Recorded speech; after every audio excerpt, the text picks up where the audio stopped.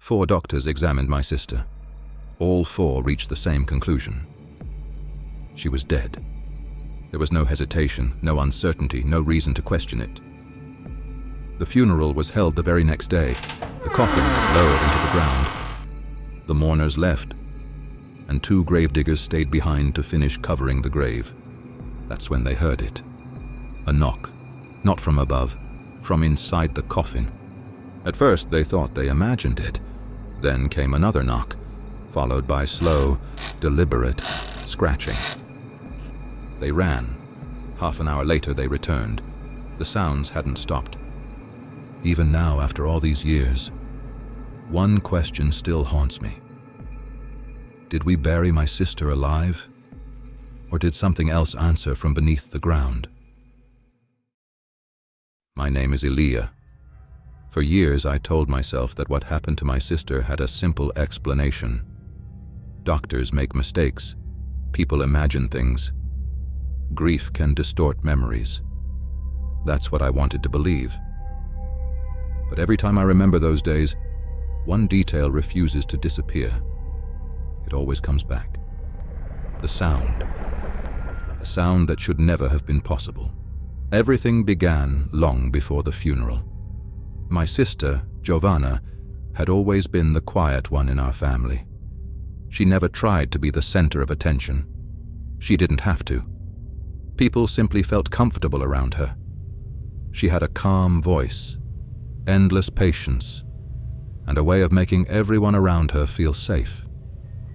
Even strangers trusted her after only a few minutes of conversation. Her husband Branko worked abroad.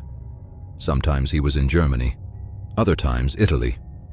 Months could pass before he returned home. Because of that, Jovana spent most of her time in our village with the rest of the family. Their house stood alone on a gentle hillside overlooking the valley. It was old, surrounded by orchards and dense woods. But it was home. Although they also owned a small apartment in the city, she always preferred the silence of the countryside, especially after she became pregnant. During those months, our entire family grew closer than ever. My parents visited almost every day. My wife cooked meals for her. I repaired anything around the house that needed fixing. Nobody asked. It simply felt natural. When her son, Vojislav, was born, everything seemed complete. He was a healthy child, quiet, curious, always watching the world with wide brown eyes that looked exactly like his mother's. Whenever Branko left for work again, Jovana rarely stayed alone. She and Vojislav spent countless afternoons with us. Our children played together outside while the adults talked late into the evening. Looking back now, those memories almost don't feel real, because nothing about those days suggested what was coming. There were no strange dreams, no mysterious shadows, no unexplained voices in the night, no warnings, just an ordinary family living ordinary lives.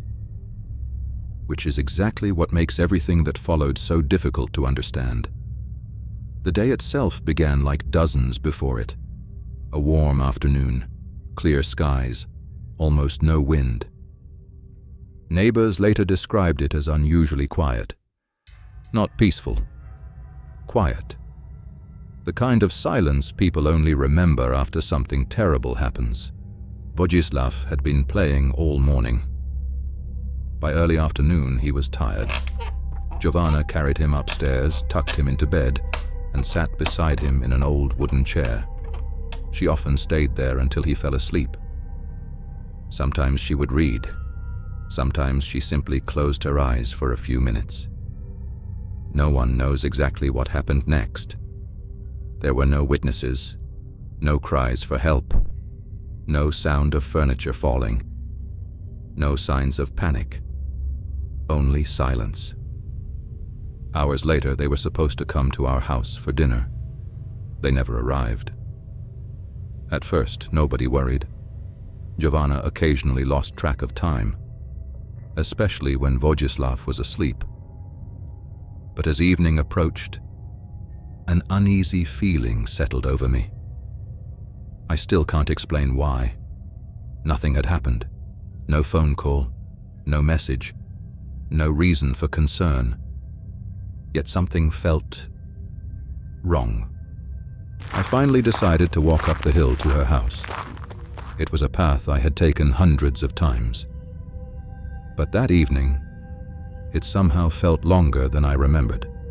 And as I reached the front gate, I noticed something that immediately stopped me in my tracks. The front door was already open. The front door was open, not wide open, just enough for the evening breeze to move it ever so slightly. It creaked every few seconds, back and forth, back and forth. Jovana never left her front door open. Never. Not even during the day. I stood there for a moment listening. Nothing. No television, no footsteps, no child laughing upstairs. Just silence. A strange, heavy silence that seemed to swallow every other sound around it. I pushed the door open. "Jovana?" My voice echoed through the hallway. No answer. The air inside the house felt unusually cool. Not cold, just colder than it should have been. A faint smell lingered in the hallway. It wasn't unpleasant. It reminded me of old wood, fresh laundry, and something else I couldn't identify. I stepped inside and closed the door behind me. The floorboards creaked beneath my feet. The kitchen was empty. A cup of tea still sat on the table. Steam was long gone. Beside it was a children's picture book lying open. One page had been folded over as if someone intended to continue reading later. Everything looked unfinished. I called her name again. "Jovana?" Nothing. Then I heard it. A soft sound upstairs. Not a voice. More like the faint movement of bed sheets. It lasted only a second. Then everything became silent again. I looked toward the staircase. Something inside me told me to leave, to go back outside, to call someone. But another part of me kept saying the same thing. She's probably asleep. Don't overreact. I started climbing the stairs. Slowly. Every step seemed louder than the last. Halfway up, I noticed something strange. The hallway window was open. Outside, the trees were perfectly still. Not a single leaf moved.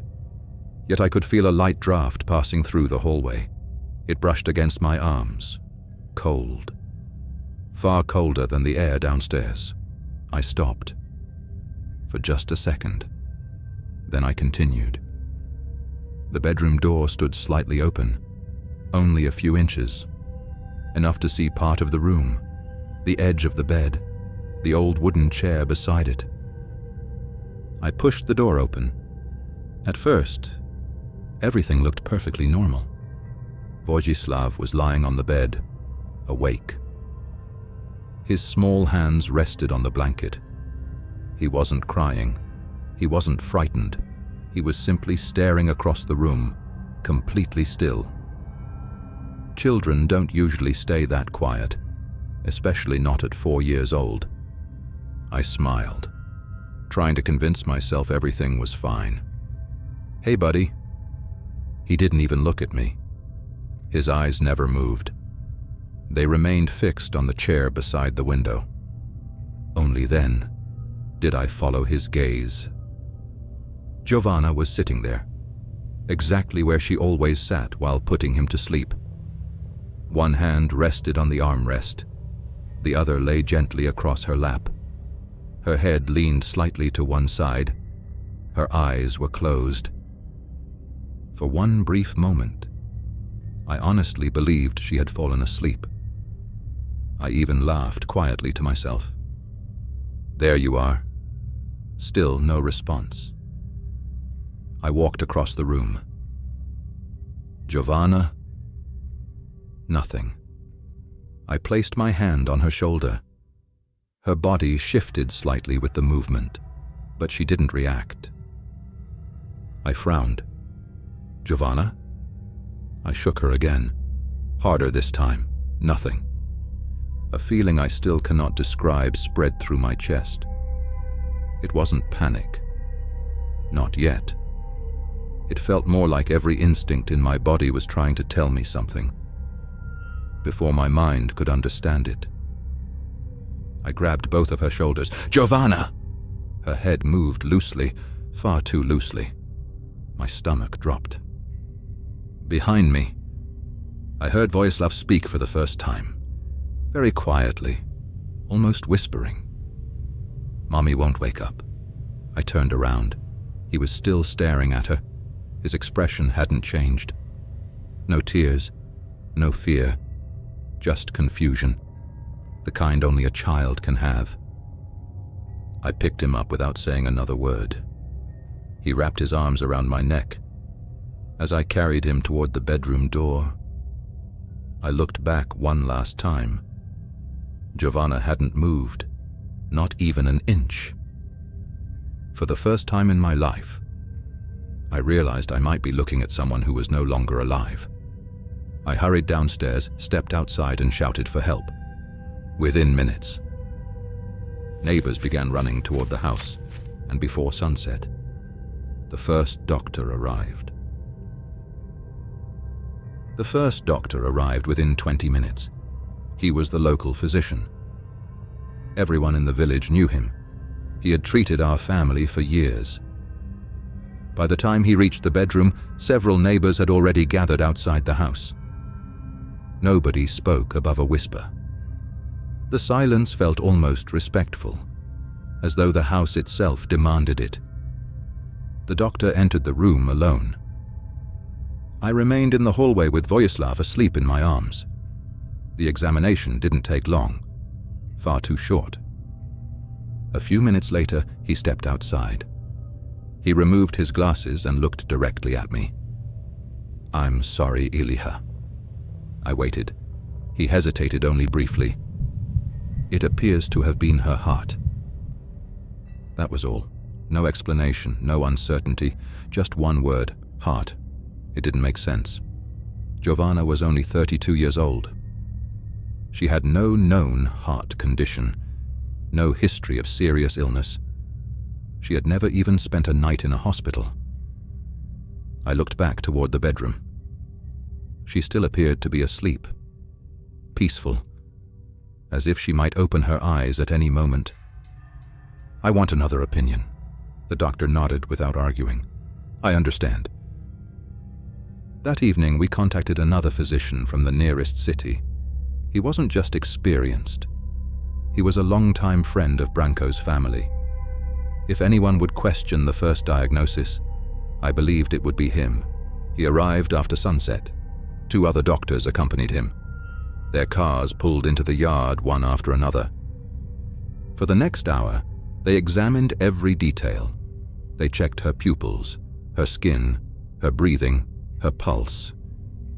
They listened carefully with stethoscopes. They discussed possibilities quietly among themselves. I couldn't hear every word, only fragments. Nothing. Already gone. No response. Finally, the oldest doctor walked toward me. "I'm very sorry." I already knew what he was going to say. "We all agree." He paused. "There are no signs suggesting anything other than sudden cardiac arrest." 4 doctors, 4 separate examinations, 1 conclusion. There should have been no doubt left, and yet the doubt only grew stronger. Not because of medicine, because of something I couldn't explain. That night, nobody wanted to stay alone. Relatives filled the house. Neighbors brought food. People spoke softly in the kitchen while others prepared everything for the funeral. Old family photographs lay scattered across the dining table. Someone lit candles. Another person quietly closed every curtain before midnight. Outside, a thick fog settled over the village. By midnight, the world beyond the windows had disappeared completely. I couldn't sleep. Every time I closed my eyes, I saw Jovana sitting in that chair, exactly as I had found her, motionless, peaceful, unreachable. Sometime before dawn, I finally drifted off. Then I saw her. She was standing in the middle of an empty field. Everything around her was covered in fog. She looked exactly as she had the day before, except for one thing. Her expression. She wasn't smiling. She looked frightened. She raised one hand toward me, not waving, reaching, as though asking for help. Her lips moved, again and again. She was saying something. I tried to hear her. I stepped closer, but no sound came out, only silence. Then I heard knocking, slow, heavy, somewhere behind me. Jovana's eyes widened. She reached toward me one last time, and everything went black. I woke up gasping for air. The room was cold, much colder than it should have been. For a moment, I couldn't remember where I was. Then reality returned. The funeral. It would begin in only a few hours. I walked downstairs. Several relatives were already awake. No one mentioned my dream. Instead, everyone spoke about practical things. Flowers, the church, the cemetery, the coffin. Ordinary conversations, trying desperately to make an impossible situation feel normal. Later that morning, we gathered to say our final goodbye. Jovana had been prepared according to local tradition. When I entered the room, I stopped walking. Something about her looked different. Not frightening, not unnatural, just different. One of the elderly women quietly noticed my expression. "It's normal," she whispered. "The skin changes after death." She gently applied a small cloth soaked in red wine across Jovana's cheeks. "It's an old custom. She should look peaceful." Within minutes, color slowly returned to her face. Not much, just enough. Enough that for one impossible moment, she looked alive again. And then my daughter stepped closer.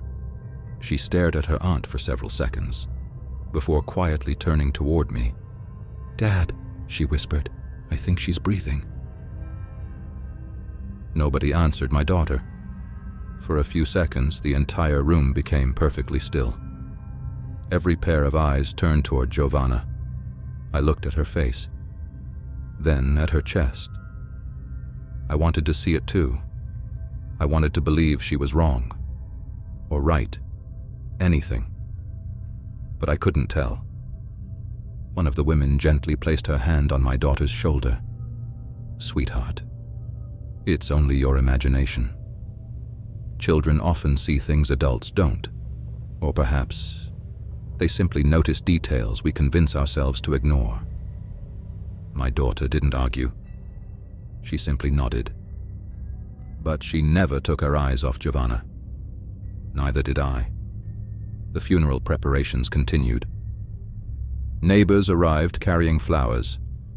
Relatives embraced one another in silence. No one spoke loudly inside the house. Even ordinary conversations seemed strangely distant, as though everyone instinctively understood that this was no longer just another funeral. The old wooden coffin stood open in the center of the room. Sunlight filtered through the curtains, falling across its polished lid. Outside, the weather had changed. The warmth from the previous afternoon had disappeared. A cold wind drifted across the hillside. Dark clouds slowly gathered over the valley. I remember standing near the window, watching the trees. Not one bird landed in the yard that morning. Normally, sparrows were everywhere. That day, there was nothing. Only silence. Eventually, it was time. Several men carefully lifted Jovana into the coffin. I forced myself to look away. But something caught my attention. As they adjusted the white cloth beneath her hands, I thought I saw one of her fingers move. only slightly, barely noticeable. I froze. I stared at her hand. Nothing. It remained completely still. Had I imagined it? I wanted to say something, to stop them, to ask the doctors to come back. But 4 different physicians had already examined her. 4. What could I possibly say? I think I saw a finger move. No one would have believed me. Perhaps I wouldn't have believed myself. The lid remained open while family members stepped forward one last time. Some prayed quietly. Others simply stood beside her without saying a word. When my parents approached, I saw something I had never seen before. My father cried, not loudly, not dramatically. Silent tears rolled down his face as he touched her hair one final time. A few minutes later, the funeral procession began. The coffin was carefully loaded onto a tractor decorated with flowers. It had always been done that way in our village. The cemetery lay beyond a narrow dirt road that climbed slowly toward an old hill. People walked behind it in complete silence. No music, only footsteps, the distant sound of the tractor engine, and the wind. The priest spoke softly throughout the service. His words faded in and out as my thoughts drifted elsewhere. I kept remembering my dream. Jovana reaching toward me, trying to say something. The knocking. I shook my head. Dreams mean nothing. That's what I kept telling myself. Dreams aren't evidence. Dreams aren't reality.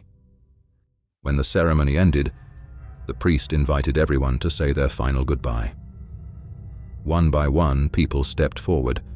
Some kissed the coffin. Others simply rested a hand on its edge. Then my daughter walked toward it. She leaned forward, gently kissed her aunt's forehead. For several seconds, she didn't move. When she finally stepped back, she looked directly at me. Her face had turned pale. "Dad," she whispered. "She's warm." Every muscle in my body tightened. "What did you say?" Her forehead. She swallowed. It felt warm. I looked toward the coffin. No one else seemed to react. The women standing nearby smiled kindly. Children imagine many things. One of them gently led my daughter away. I wanted to believe them. I truly did. But inside, that same uncomfortable feeling returned. The one that had followed me since I first walked into Jovana's house. A feeling that refused to disappear. The funeral director slowly closed the coffin. The sound echoed through the cemetery. The metal clasps locked into place. One after another, each click felt permanent. Final. The ropes were lowered. The coffin descended slowly into the grave. Fresh earth began falling onto the lid. Heavy, rhythmic, unavoidable. People quietly offered their condolences before leaving in small groups. Within half an hour, the cemetery was almost empty. Only 2 gravediggers remained behind. They had buried people for decades. Neither of them looked frightened. They joked occasionally, worked quietly, finished every grave the same way. To them, this was simply another day. Or at least, that's what I believed. As I walked home with my family, I looked back one last time. The 2 men were still standing beside the open grave. One shoveled earth, the other adjusted the wooden boards. The wind carried faint sounds from the hill, too far away to understand. Then, both men suddenly stopped moving, almost at the exact same moment. They looked down, directly at the grave. Neither of them spoke, and a second later, they both stepped backward. I didn't think much of it at first. From where I was standing, the 2 gravediggers were nothing more than distant figures against the fading evening light.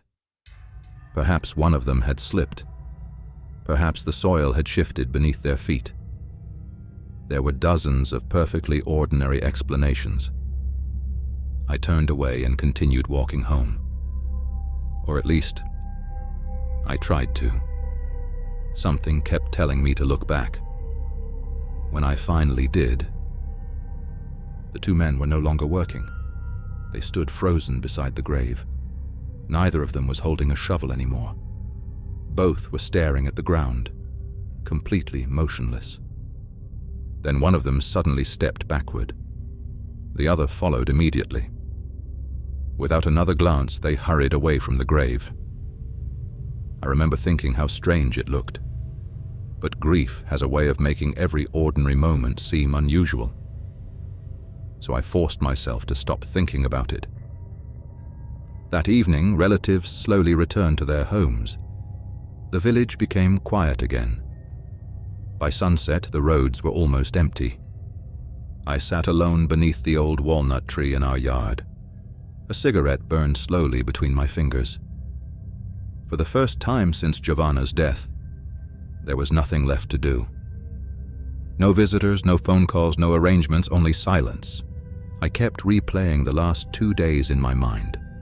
The doctors, the dream, my daughter's words, the warmth of Jovana's forehead. Every memory seemed harmless on its own, but together they refused to fit.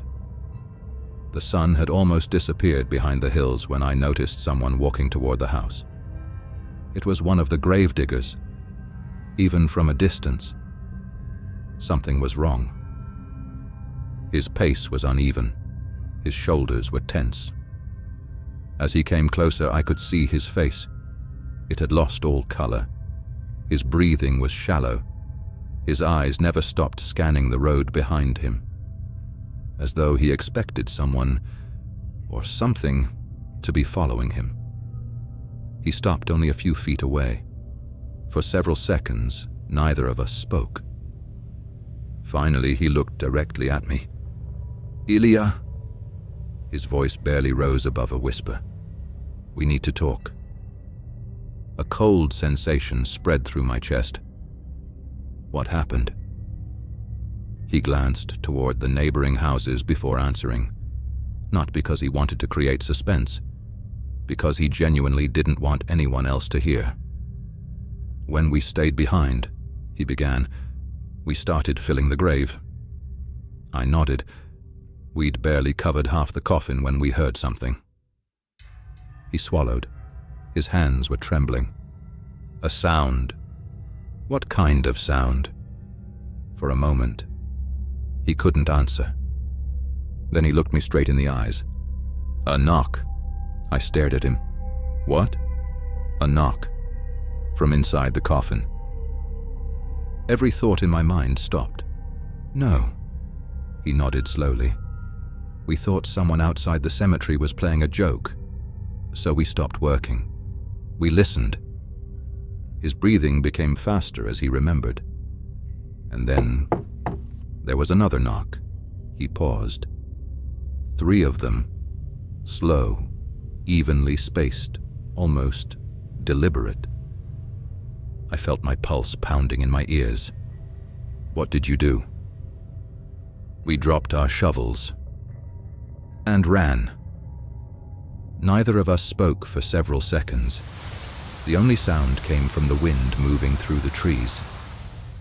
Finally, I forced myself to ask, "You ran?" He nodded. "We've buried hundreds of people. I've never run from a grave before. Not until that day." "How long?" I asked. "How long were you gone?" He looked down. "I don't know. Maybe 30 minutes. Hope. For one impossible second, hope returned. If she had been alive, 30 minutes. Maybe. I grabbed his jacket. "What happened when you came back?" His eyes slowly met mine again. There was no panic left in them now, only fear. "The knocking," he whispered, "had stopped." I closed my eyes. Relief and horror collided inside me at exactly the same moment. Then he spoke again, quietly, almost as if he wished he hadn't. But the scratching, he swallowed, was still there. The words seemed to drain every bit of warmth from the evening air. Slow, deliberate, dragging across the inside of the wood, as though something or someone was trying to find a way out. I don't remember standing up. I don't remember dropping the cigarette. I only remember running toward the cemetery, toward my sister's grave, praying that whatever the gravedigger had heard, I was already too late to hear it myself. I reached the cemetery faster than I ever thought possible. The gravedigger was already waiting there. Neither of us spoke. We simply stood in front of the freshly covered grave, listening. The night was completely still. No knocking, no scratching, nothing, only the wind moving through the trees above us. After several long minutes, the gravedigger finally broke the silence. "Do you want us to dig?" I looked down at the fresh earth. One decision. That was all it would have taken. One order, one shovel, one final chance. But another thought kept repeating itself inside my mind. What if we're already too late? And if she truly was gone, what right did I have to disturb her final resting place? So I said nothing. I turned around and walked away. Years have passed since that day. 4 doctors declared my sister dead. No official investigation ever questioned their conclusion. No report was ever written about what the gravediggers claimed to have heard. There is no evidence, no recording, no proof. Only memories, and a question that has followed me for the rest of my life. Was my sister truly dead, or did we bury her alive? Perhaps we'll never know. Some details of this case are based on eyewitness accounts and long-preserved local reports. Like many unexplained incidents, no definitive explanation has ever been confirmed. If stories like this fascinate you, subscribe to BB Blackbox, because some cases are never solved, they are only forgotten.